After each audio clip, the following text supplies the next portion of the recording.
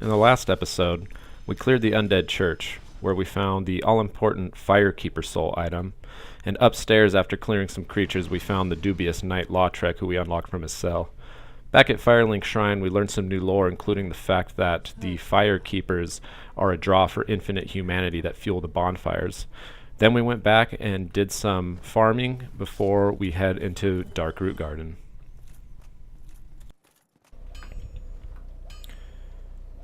What's going on, guys? Welcome to the 7th installment of my Dark Souls guide. Today we're going to be going down and checking out what's going on in Darkroot Garden, which is a completely optional area, but we just want to go there to try to super guy up a little bit, get some armor, get some souls before we move on to the gargoyles, which is the boss in the undead church.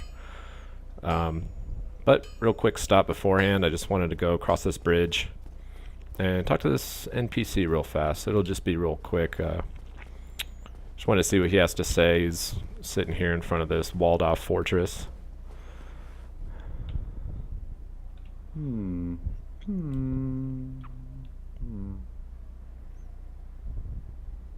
you alive, dude?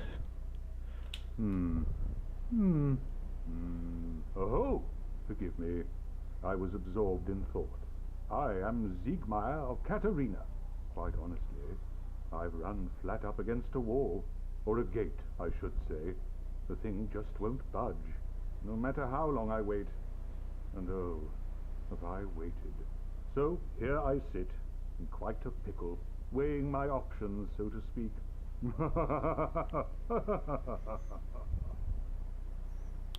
Siegmeyer of Katarina, so this is an interesting fellow. Seems to be a little more jolly than most of the characters we run into. He has a pretty fun, interesting quest line we'll see more of later, but for now he's just kind of stuck in front of this fortress. Still closed. Still closed. Still closed. So his dialogue will change after we do end up opening that gate, and we'll encounter him a few times later on. So since last time I did do some off-screen farming in that little area that I showed you in the previous episode. I upgraded this halberd to +5. I bought this tower kite shield, which is 100% physical reduction, real nice stability for its weight too, so that'll do us well. I also upgraded my claymore, but we'll use that later on. So in this little room you'll come across this large demon shooting lightning at you. These are known as Titanite demons, so they're actually made out of the Titanite we use to upgrade our weapons. I usually like to just kind of cheese them at range and just sort of shoot arrows and dodge the lightning. You can stand behind this pillar, and there's even a sweet spot where you can shoot arrows from here and they'll hit him. They'll miss the pillar, but he'll keep hitting the pillar. It takes a while because he has a lot of hit points, but you can do that. But today I'm just going to go ahead and show you how to defeat him with melee attacks. He's got a few attacks you want to watch out for, mainly the one where he jumps. You want to get out of there quick, but mostly if you stay behind him, he's not going to do very much damage. He does have kind of a tail swipe thing going on. You can see there's his jump. And even when you're close, you can kind of roll close to him and his attacks will sort of miss you. So there's definitely some room to breathe even if you're close, as long as you get within a certain range. He does have a lot of hit points, so you'll kind of have to eke it out. Oh geez. He does have quite a range with that thing, so be careful. This is one reason why I said I like to just kind of cheese it with arrows. It takes a little bit longer, but it's just a little bit safer.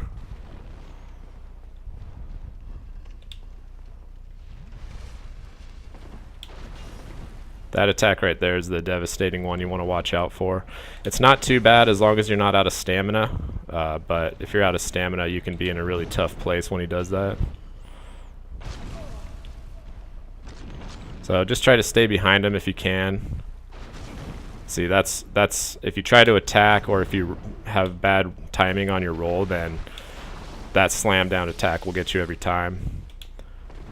But if you can avoid his sweeping attacks, kind of stay behind him, then you can get a few hits in here and there, and just kind of wear him down. Sort of a marathon battle. Don't expect to beat him real fast. But if you have a decent upgraded weapon like this, then it's really not so bad. And we'll come across more of these throughout the game. There's not that many, but you'll definitely fight more than just this one. And they'll always reward you with pretty good shit. So we want to kill these guys whenever we come up to them. Come on, buddy. Oh, geez.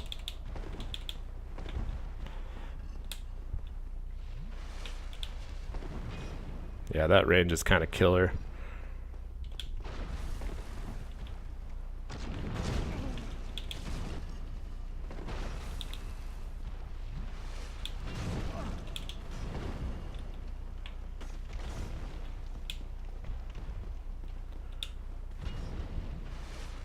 And this guy's going to take all my Estus.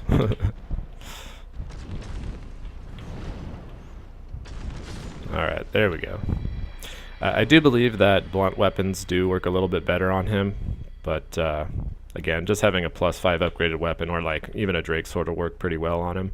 But if you're having issues, you, like I said, just use a ranged weapon and buy yourself some arrows and just kind of shoot him at range. So here we get the Demon Titanite. Special Titanite stolen from a faceless stone beast known as a Titanite demon. When the nameless blacksmith deity passed, from several slabs, great beasts arose. The power of Titanite remains within them, and they still roam Lordran today. These guys are literally made out of large Titanite slabs. And that line there, that they still roam Lordran, that's your hint that we will probably encounter more of them. And they don't respawn, so we don't have to worry about that guy anymore. So now we kind of enter this foresty area, and you see these sort of luminescent flowers guiding our way. And these little bush / tree creatures are going to be one of the main enemies we fight here. So it's good to have some range against these guys. That's why I have the halberd. You can see you can just kind of poke at them. Just be careful if they grab you, or they just have good range and they can grab you. So a lot of the fighting you'll do takes place on precarious ledges. So it's just one of those things where take your time. They're pretty easy as long as you take your time. Alright, so you can also kind of hear them. You notice you can hear that guy's footsteps, so they will place these guys very carefully to ambush you, so just listen for the sound. See another one of those luminescent flowers leading us into this little kind of backtracking hidden path. And you can see it kind of opens up into this sort of valley of sorts. And you can kind of see the walls of Lordran over there. So this is another area that we will access in a little while, but we're not going to go here quite yet. We're going to explore Darkroot Garden in depth. Let's come to this clearing, kind of see this bridge-like area with a building and some sort of large butterfly-like creature up there. It's kind of creepy looking. Again, you want to be careful. Very easy to fall off here, especially if you're fighting creatures. You see kind of like a forest down below, so we're still kind of up high. We might go down there later if we can.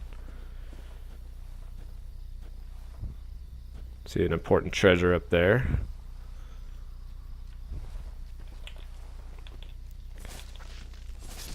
So it seems that slash attacks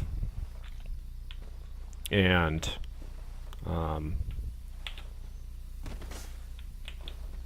what are they called? Strike attacks, you know, blunt weapons. They seem to work well on these guys. This is another thing, if you see them in the ground, like you can kind of tell if there's going to be an ambush like that, you can go ahead and just start kind of poking at them to see if you can't get them to pop up. If I would have just ran in and started fighting this guy, that one would have popped up behind me and ambushed me, so just got to take your time, be careful. Little hidden treasure behind this rock. It's an interesting area. There's a pretty decent amount of lore behind the things you find in here, and it is also completely optional. So nothing you do in here is required to beat the game, really, but the things you find in here really help you out, and they help you understand some of what's going on. You can see a better view of that butterfly up there. Looks cool, but I don't know, there's something about it kind of creeps me out. Alright, so we see this like magical wall right here. This glowing orb on it. Locked by some contraption. So that crest of Artorias that we saw Andre was selling earlier, this is the door that opens. So we'll come here later, but as the item description said, you know, this isn't for new people. Be careful. And plus we just don't have that many souls. So there's a path that way, but it looks like just sort of a ruined building here. If you take the time to kind of look around at your surroundings, you can see that coiled sword with a bonfire back there. So we know there's some kind of way to get back there. And if you look here, you'll notice that it looks like some kind of sealed off doorway. So sure enough, voila. Very handy bonfire. It's not fun if you don't have this bonfire and you got to keep running back from Andre every time.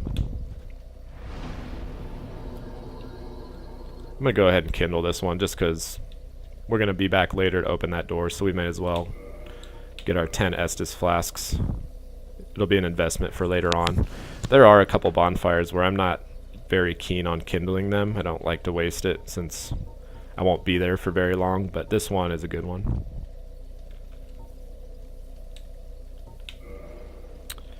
I do also want to point out that I did get the heal spell and put my attunement to 10, so I'm able to use that. So basically 5 more heal spells, a little bit better survivability. Not the greatest miracle, especially later in the game, but it'll help us in some sticky situations. All right, so now we're going to enter Darkroot Garden. There's this little side area here. You'll kind of see some of the tops of those bushes on the ground. You know, once again, if you look around, you can kind of see this is probably an ambush. 3 of those guys on the ground with the treasure, and that's exactly what happens. You get the treasure, they all pop up, attack you, etc. I usually don't like to get this one right away because if you leave the treasure, if I were to die and come back to the bonfire, these guys will still just remain in the ground. If I take the treasure and I die and I respawn, these guys will not be in the ground. They'll be up above ground, and if I walk by, they'll attack me. So until I finish this area, I like to leave this item here, and it's just a consumable soul item anyway, so it's not important to get right away. Another interesting way that From Software adds a little bit of difficulty there. They say, okay, well, here's this item. You're tempted to get it, but if you get it, you'll kind of pay for it later on if you want to keep revisiting this area. So here, another diversion tactic here the developers use. You see a lot of these glowing luminescent flowers kind of leading a pathway. Okay, so we kind of have a feeling that's the way to go. We kind of see this upper hill area, this kind of raised area with a enemy on the ground, like some sort of armored person on the ground, and a treasure. Lots of things to distract us and lead us in these directions, but if we don't take the time to look back where we came from, kind of see this odd looking tree in front of a gap in the stone wall, or it's kind of like a ravine. If you look closely, you'll see that that's no ordinary tree. It's moving around. So this is a hint that you can attack this thing, get it out of your way. Again, using treasures, shiny things to kind of lead you away from hidden areas or lead you to danger. Really common theme. It makes you, you know, stay on your toes, examine your surroundings, and you know, examine that environment that they spent so much time on. These frogs are pretty easy, especially at range with this halberd. Just be careful. I believe they have poison buildup when they attack you, so in numbers they can be a problem. Green blossom, that's a stamina recovery item. Down here we see another one of these odd trees.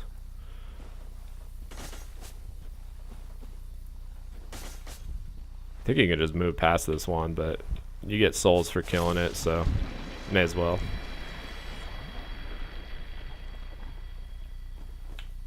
I don't believe they drop anything. So we come to this more densely wooded area. you know, you always got to be kind of suspicious when you see these things. You know, it's like, well, it kind of seems like they're going to make me fight in here, and it's going to be hard because of these trees, and that's exactly why they're there. Pathway leading up here. We'll go there in a second. You see that stone guy over there. If you walk up to him, though, it'll trigger an ambush, but if you go over here, you can get these frogs to jump up out of the water. Or, I say frogs, but I don't know what the hell these things are. Mutants. So you want to take these guys out before you get anywhere close to that stone guy. The running R1 attack on the halberd is just a beast. It just slams down the ground real fast. And it's also keeps you ready for another attack. Oh. The way the corpse was positioned, I thought that guy was alive still. Another green blossom. These guys very frequently drop items. We'll go around here before we fight that stone guy. Let's see another one of these. +5 halberd is just a beast. It's got range, and that spinning R2 is not only good for groups of enemies, but it just does so much damage to bosses, and you can buff it. Another soul item. So you can see down here some kind of waterway. Some sort of like lake or pond. And then you kind of see that cliff around that side. That is where we were walking earlier. Okay, so these guys, they have a lot of armor, and they can hit pretty hard. If you have 100% physical shield, I highly suggest using it. They'll cast a miracle called the Tranquil Walk of Peace, and what this does is it basically makes it so everything in range slows down and it cannot roll. And you'll see an aura around you when he casts it. This is basically your signal to not roll, because you won't be able to dodge his attacks that way, and use your shield and kind of circle around him and away from him to avoid his attacks. I'll usually circle around his left side and my right side, and you'll see what I mean in a moment. So he doesn't have the spell on right now, but you'll see him cast that. That'll give you an opportunity to attack from behind, and now you just want to kind of keep your shield up, and you can just see me moving at a snail's pace. When he attacks, you get one attack in, switch back to your shield, circle around. When he attacks, you get another opportunity, attack him, switch back to shield, and move on. Luckily, I can kill him in 3 attacks, 3 strong R2 attacks with this halberd. Depending on your weapon, it may take more. Again, just keep that shield up once you have that Tranquil Walk of Peace debuff on you. And then just slowly walk around with your shield up. He can still kind of hit you sometimes with his sweeping swings, so if you're slow and you're not able to roll, those are going to hit you really hard. Just checking things out over here. Alright, so we'll go up these stairs. So what is this land? What is this Darkroot Garden? You know, like, how does this tie into us ringing the bells of awakening in our undead mission? Like, what is this? But yeah, you know, this is an optional area, like I said before, so we don't have to come here before we ring the bells of awakening. So, you know, it's kind of mysterious. Like, is this just a land overlapping? Is this current time? Is this a different time? It's very interesting, especially because we're seeing these what looks to be some sort of ancient stone warriors. So, almost kind of makes you think that perhaps this is not our time period.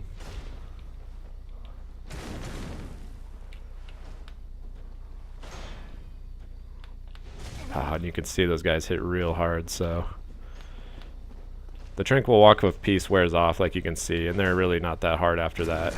But be real careful, because you could see that guy would have killed me in 2 hits. So Stone Great Shield, cool. See if that has any lore about these guys on it. 38 strength, so this thing is enormous. We're not going to be using this for a while. Mossy round great shield used by the guardian of the Darkroot Garden. The guardian of the Darkroot Garden, the Stone Knight. The Stone Knight is a creation of ancient magic, and this shield is imbued with the same power, but is also extremely heavy. So not much lore, we just know that these guys are ancient magical stone knights that guard Darkroot Garden. And here we get the wolf ring. Very good ring. Boost Poise. One of the special rings granted to the 4 Knights of Gwyn. The wolf ring belongs to Artorius the Abyss Walker. Artorius had an unbendable will of steel and was unmatched with a greatsword. So we hear more about this legendary Artorius the Abyss Walker, and apparently Gwyn had 4 knights that he granted special rings to, and one of them was this Artorius. So you can see right now our poise is 10.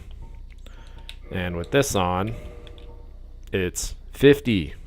That is a lot of extra poise. I'll tell you right now, that's a ton of poise. So basically that means if we have a stronger weapon and people, creatures attack us, let's say hollows, we will still follow through with our attacks without getting staggered and keep through with the attack. So it'll be hard for things like rats and hollows and stuff to stagger us. We could still get staggered by heavy attacks, but you can see that glowing aura kind of looks cool around him. So with this kind of build where we have like a heavier 2-handed weapon, this is going to help us a lot, because we'll be able to just attack through things and get them out of the way before they can do any more damage to us. And because we put a little points of faith into heal to get that heal spell, we don't mind taking a little bit of damage here and there, especially with 10 Estus Flasks. So this will kind of help our build that we got going on.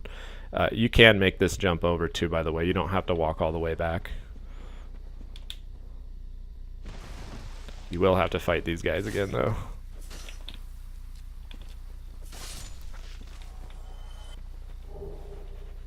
Purple Moss Clump. Poison builds up in the body, and when it breaks out, it causes gradual damage over a period of time. Poison can be exasperating, so be certain to carry the needed quantity of these moss clumps when destined for a afflicted area. These guys drop these very often, and this is a good place to get a large amount of them before you move on to Blighttown later on, where the second Bell of Awakening is. There's so much poison going on there that having a bunch of these clumps is really going to help out. Alright, so we're back at this bonfire. Go ahead and take another rest. And this is kind of what I was talking about earlier. You can see where, if I had looped around and then came down here and those guys were up because I picked that little treasure, then right here, instead of just going up back into the area, I'd have to fight 3 of these guys at the same time. So leaving that there for now is fine. After we beat the boss of this area, we'll just come back and nab it real fast. So now that we cleared out that area where the tree was, that little ravine area, now we can clear this area. You can see there's more of the stone knights up there with a treasure. And then we also have this path over here. So we'll just kind of circle around this middle area first, see if there's anything dangerous that's going to cause us troubles. Right here we see another path inwards over there. Another one of these little bushels. They're sneaky. Sneaky little guys. If you do poke them outwards like that, just know that when they stand up, there's a brief period of invincibility. Another purple moss clump there. It's kind of like if you get knocked down, you're kind of invincible for a time before you stand up. It's the same thing with them. So if you poke them to get them to stand up, wait, let your stamina recover, don't just keep swinging. And then once they've stood up, attack again. So we'll check out what's over here. Ooh, look, a shiny treasure, but it's real easy to miss this lizard guy right here. He blends in real well, even though you can see him if you look. He's there, but it's real easy to just come in here and just grab the treasure, and then of course have that guy attack you. Anything with like a strong overhead thrust is good. Like a forward thrust might not be as good, but if we did something more like the running R1, which is an overhead attack, that's going to be real good. The Claymore also has like a strong overhead, and I believe the Drake Sword does too. So if these guys attack you, they will build up poison real fast, so just be careful. Partisan. Spear with blade attached to a broad point. Boasts long range and can slice. The wide range of this spear makes it adaptable to many situations. Its strength lies in its length, but in cramped quarters this backfires and the slices ricochet off walls. So this is interesting in the sense that it can thrust and slice, and it's a spear. It's not that great of a weapon. We might try it out later, but it's not my favorite. Just looking around, seeing if I can find any more of those ambushes from those bush guys. It looks like there's only one treasure up on this little raised area, so might be better to just make a dash for that. See another one of these guys here. Oops. Uh-oh. So yeah, you want to be careful once you've aggroed them. They have kind of sporadic attacks that are hard to gauge, kind of hard to predict where they're going to hit you. So there's a stone guy right here on the other side of this little crumbled pillar area. You can see that kind of looks like the roadway that led to that large butterfly we saw earlier. So there's a stone guy in front of this too, and he will stand up once we get close. Just make sure you don't back up so far the other one doesn't see you. Same strategy, hold up your shield, wait till he attacks or casts the spell, get behind him, heavy attack. Again, wait till he attacks, heavy attack, wait till he either attacks or casts his spell, get behind him, heavy attack. You follow those guidelines, even if you're not doing much damage with your weapon, all you gotta do is repeat that. So they're really not too difficult. They give you a decent amount of souls.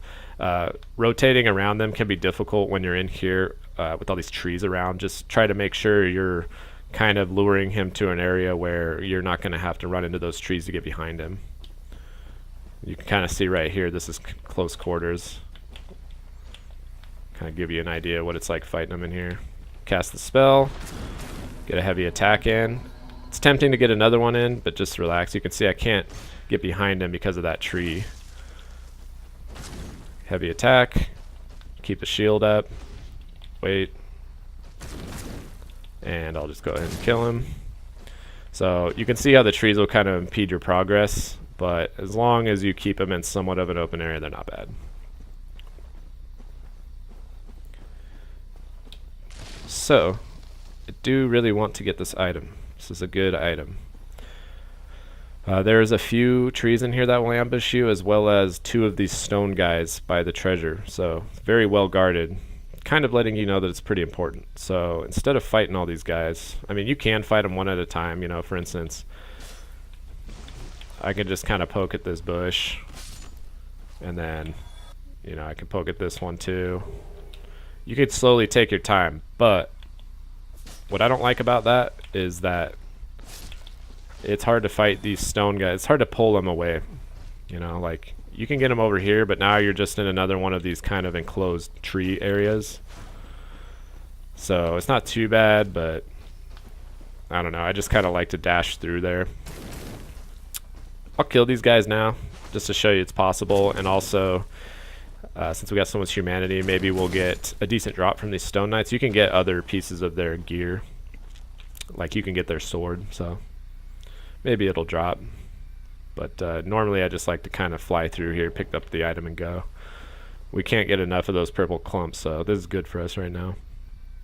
So there are trees over there on that side, so you can see they don't mess around. This is an ambush of ambushes. If I would have just ran in there, there'd be 5 trees that pop up and 2 giants, so you do not want to mess around.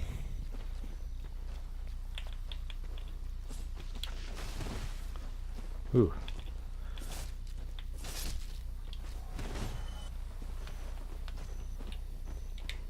Yeah, that tree, even just that little tree can impede your progress around him, so when you're not blocking, put your shield down so your stamina regenerates.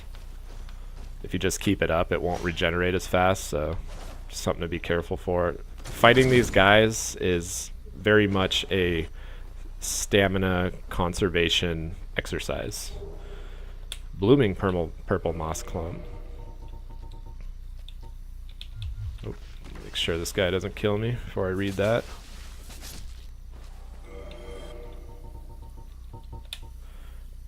Reduces poison and toxin. Toxin is a more vicious form of poison which quickly leads to death. Moss clumps without a flower are useless against toxin, and a lack of these moss clumps could lead to an early demise. So here we see not only is there a poison affliction, there's a freaking toxin.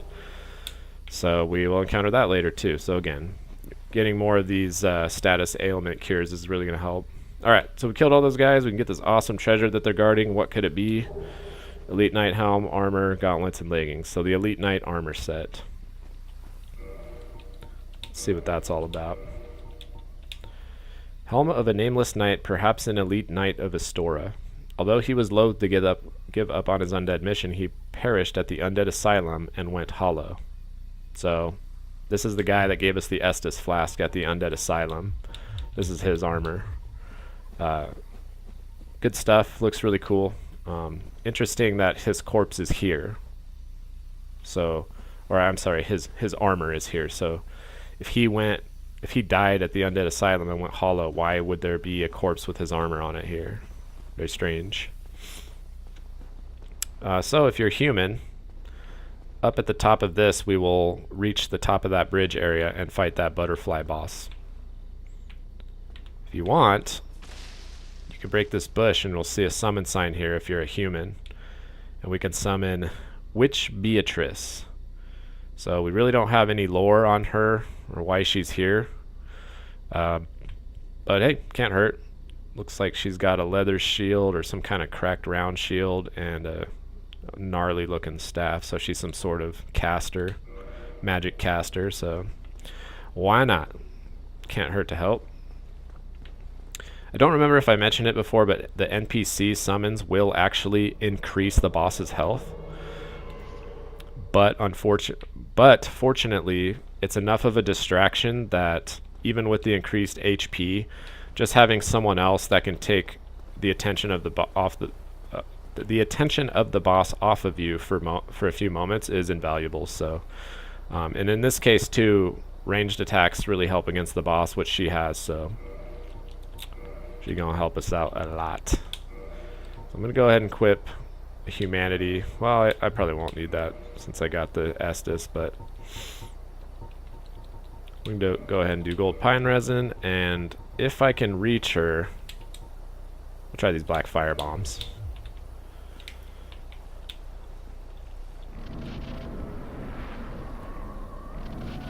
Up there we see it come down, the moonlight butterfly.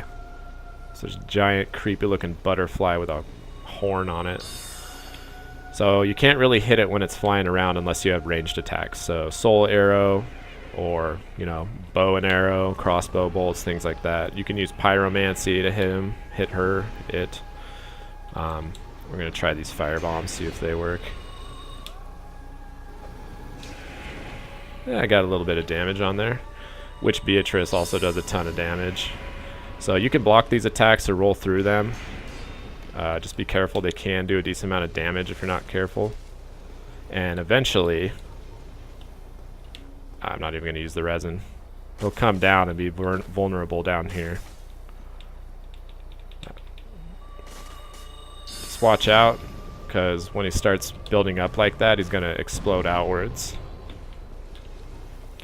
And again. So sometimes he'll move to the other side also. Just kind of, like I said, block or roll to avoid these attacks. They don't cause too much damage, but if you don't have a lot of vitality at this point, they can really do some damage. You can see Witch Beatrice just rocking him. Like I don't even really have to do anything. So ranged attacks really help on this battle. Oh no! Beatrice. Does it count? Does it count? It counts. Oh, that's embarrassing. As you can see, those large slow hits that come towards you, they can really do some damage, so be careful. But our corpse will have the souls on it.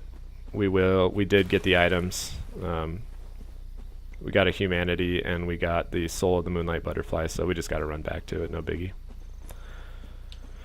So not too difficult of a boss, really. Something you can beat early on, and it's really not that hard to solo either, even without Witch Beatrice. So just going back to what I said earlier, this is a good area to come to before you go to the Undead Church boss, before moving on to Lower Undead Burg, just because you get so much treasure, like getting the Elite Knight armor, getting an item we're about to see in a moment, getting the 10,000 souls. Like these are big things to help you level up, upgrade your items, etc. So not necessary at all, but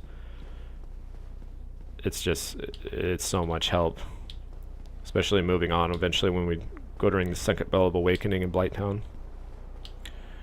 So we're going up yet another staircase up to the top of this tower. We can kind of get a glimpse down where we were at. And we see this, what looks to be like some kind of petrified blacksmith, like kind of looks like Andre. And looks like some sort of blacksmith workshop. You see like weapons and anvil, blacksmith tools, things like that. And you can see below, that's where we fought the butterfly. So, can't see much, but you can see the walls of Lordran right there. Let's see what he has on him. Watchtower basement key, Divine Ember, and Homeward Bone.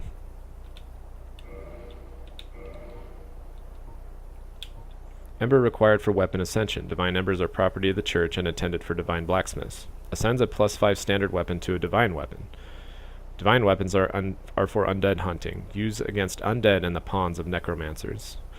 So, as it says, it'll allow us to make divine weapons, and some of those skeletons we'll fight down in the catacombs will respawn, the ones that have necromancers near them. So this will help us not only do more damage to them, but they will not be able to respawn. And we also got this Watchtower basement key. Key to the basement of the Watchtower in the Undead Burg. The basement of the Watchtower forms a stone cell. There are rumors of a hero turned hollow who was locked away by a dear friend, for his own good, of course. We did see a locked door in a tower that we were going up before we faced the Taurus demon. So that was a tower, and since it was up high on the ramparts, it seems like that may be a watchtower. So we know that this may perhaps open a key to that Undead Burg door. And if it does, we're going to find some sort of hero turned hollow at the bottom, so something to look forward to. Anyhow, just going to go ahead and use a Homeward Bone to get out of here. That is basically all for this area. We will come back here once we have the Crest of Artorias later on, and we'll explore deeper and get a lot more lore there. For now, Darkroot Garden kind of remains a mystery. You know, why was this moonlight butterfly here? Oh, I forgot to read the soul on that too. Soul of the mystical moonlight butterfly which flitters in the Darkroot Garden. Special beings have special souls. The butterfly's soul is a creation of Seath the Scaleless. So it looks as though Seath the Scaleless was creating things. Like perhaps he just created this moonlight butterfly, but we see hints here that Seath has created a creature and that it has a special soul. Used to acquire a huge amount of souls or create a unique weapon. So this is also our first hint that we may be able to use these boss souls to create weapons later on. I'm just going to go back down and show you guys this. Instead of taking the treasure first, if you want to clear this out, just kill these guys first. A little bit easier this way just because you take them on one at a time as opposed to 3 versus 1. Again, poke, let him stand up, poke again. Because they will have a little bit of invincibility frames there. You can see they all drop clumps, so they're very common drops, even without a high humanity. Get the blood right one there, so that's for bleed buildup. Bleeding builds up when attacked by sharp blades or spikes, and once triggered causes severe damage. There will be areas where that'll come in handy too. And yeah, you can see there it's just a soul item, so a lot of hassle to go through if we keep coming back into this area just for a soul item. So that's why I keep it till later. I just clear the area before I bother even getting that item. So now we'll go ahead and head back. We've got a lot of souls to spend. I have upgraded most of the weapons I want to already, so you can either use that to level up or upgrade any armor before moving along. Probably won't upgrade any armor. It's probably not necessary, but you can see there I just kind of poised through his attack thanks to that wolf ring that gives you a lot of poise. Once again, we'll head back to that area later too. For now, we'll just continue on to our goal. So yeah, I think I'll probably just use these souls to level up. I do want a little bit more endurance just because it's going to help us. It's going to help us get some more armor. You know, I want to try out some new armor for you guys. We don't have very much right now, so We could try out that elite armor next time, the elite knight armor. We'll use that once we fight the boss in the undead church on the next episode. And a little more endurance will help with that, because it is a lot heavier than the stuff we've been wearing, so we'll need a little bit of extra endurance for that. Plus, we're just using heavier weapons. You know, this halberd's big, the claymore's heavy, and yeah, we'll just need endurance for that. I may put a couple more points into faith. We'll see. That'll help our heal spell heal a little bit more, but I don't know. I don't want to go too heavy into faith, so we'll see how that goes. Anyhow, I think we'll end this episode here. Hope you guys enjoyed it. Next time, we will be changing our arm around a little more fashionable, and we'll finally get up to the top of that church, ring the bell of awakening, and see what awaits for us up there. So anyway, I hope you guys liked the episode, and I'll see you on the next one.